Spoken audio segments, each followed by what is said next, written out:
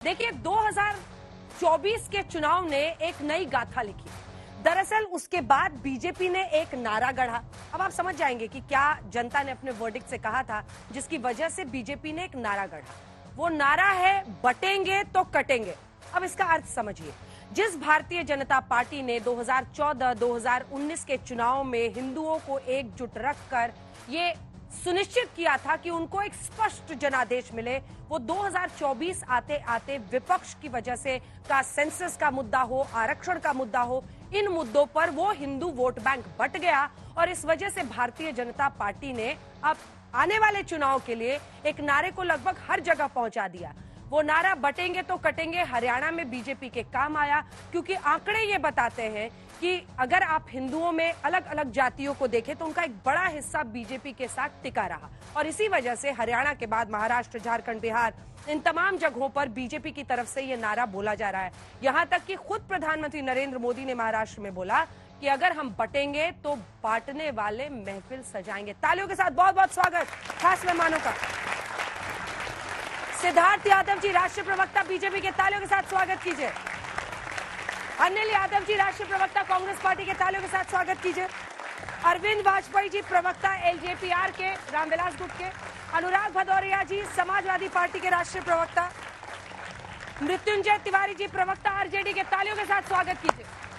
लेकिन इससे पहले कि हम सवाल पूछे, ये रिपोर्ट। राष्ट्र से बढ़कर भी कुछ नहीं हो सकता, कुछ नहीं हो सकता। और राष्ट्र तब सशक्त होगा जब हम एक रहेंगे, नेक रहेंगे, तभी नेक रहेंगे। बटेंगे तो कटेंगे।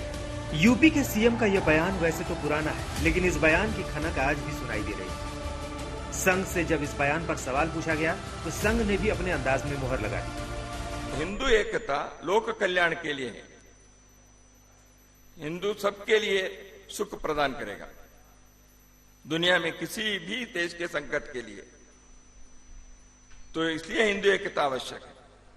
अपने को भी बनाए रखना, बचाए रखना और दुनिया को भी मंगल करना, इसलिए हम हिंदू एकता चाहते हैं। इसमें कोई दो मत नहीं, दो राय नहीं। हाल ही में सीएम योगी ने मथुरा में आरएसएस प्रमुख मोहन भागवत से मुलाकात की। इस दौरान कई राष्ट्रीय मुद्दों पर भी चर्चाएं हुई। सीएम योगी ने दत्तात्रेय होसबोले से भी करीब 2.5 घंटे तक मुलाकात की। इस बीच एक पोस्टर मुंबई में भी सामने आया। हालांकि बाद में बीजेपी ने साफ कर दिया उनकी पार्टी की तरफ से ये पोस्टर नहीं लगाया गया है। बाद में पोस्टर को हटा दिया गया, लेकिन बटेंगे कटेंगे की चर्चा आज भी मुंबई के सियासी गलियारों में हो रही है। विपक्ष इस बहाने बीजेपी पर निशाना साध रही है, क्योंकि महाराष्ट्र विधानसभा की 288 सीटों पर 20 नवंबर को चुनाव है। बाबा जी महाराष्ट्र में आकर क्या करें? आने दो, भड़काऊ भाषण करेंगे, दंगे भड़काने की कोशिश करेंगे। बाबा जी को आप ध्यान में रखना चाहिए, एक राज्य के मुख्यमंत्री। यहाँ ना कोई बटेगा ना कोई कटेगा। ये महाराष्ट्र है भाई, ये फुले शाहू अंबेडकर और छत्रपति शिवाजी महाराज का महाराष्ट्र। बटेंगे कटेंगे वाले बयान की सियासी मारक क्षमता और रेंज का टेस्ट सीएम योगी ने आगरा में की थी, जिसका नतीजा हरियाणा के चुनाव में देखने को मिला। हरियाणा में बीजेपी की बहुमत वाली सरकार बनी। अब बारी यूपी में 9 सीटों पर उपचुनाव को लेकर है, जहां 13 नवंबर को मतदान है। इसलिए इस बयान की धार को कुंद करने के लिए समाजवादी पार्टी नए नए तर्क गढ़ रही है। तो सोचिए, रिसर्च कर करके वो नारा बनाया गया किसी लैब में। उन्होंने ये भी बताया कि सबसे अच्छा किसके माध्यम से जाएगा। वो नेता भी उन्होंने ढूंढ करके नाम बता दिया, वो हमारे मुख्यमंत्री निकले उत्तर प्रदेश के, उन्हीं से कहलवाया गया है। इसलिए इस चुनाव में पीडीए की रणनीति बीजेपी के कोई भी खराब नारे का मुकाबला करेगी और ये बीजेपी के लोग जानबूझ करके नफरत फैलाना चाहते हैं।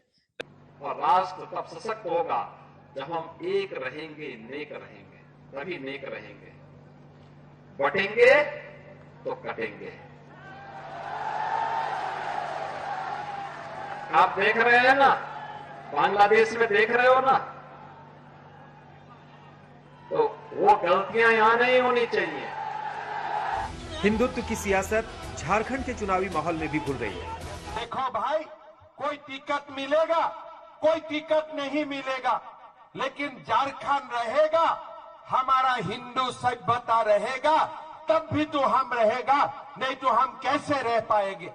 कोई विधायक बने ना बने, लेकिन मेरा झारखंड बने रहना चाहिए, मेरा हिंदू सभ्यता बने रहना चाहिए।